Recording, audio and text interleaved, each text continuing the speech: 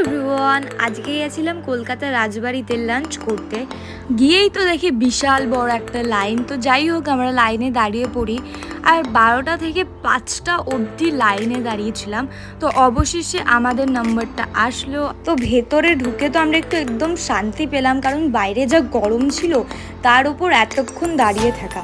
তো বসতে না বসতেই আমাদেরকে লস্যি দিয়ে গেল। এটা খাওয়ার পর তো মনে হলো আমাদের আত্মা শান্তি পেলো, এমন একটা ব্যাপার। তো লস্যি শেষ করতে না করতেই এখানে চলে আসলো রাজবাড়ির স্পেশাল থালি।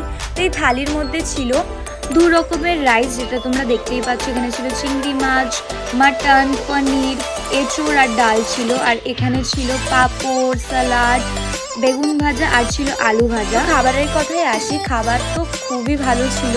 সব শেষে চাটনি আর মিষ্টি খেয়ে তাড়াতাড়ি করে বেরিয়ে পড়লাম, কারণ তোমরা একটু বাইরের ভিউটা দেখো, জাস্ট এত লাইন। আর কিন্তু তখন বাজে ঠিক 6টা, ভাবো 6টার সময় এত লাইন, লোকে লাঞ্চ করবে, তাহলে ভাবো।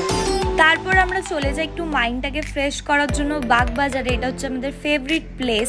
তারপর বাগবাজার থেকে একটু মায়ের দর্শন করে সোজা চলে যাই বাড়ির দিকে। তো দেখা হচ্ছে নেক্সট ভিডিওতে, বাই।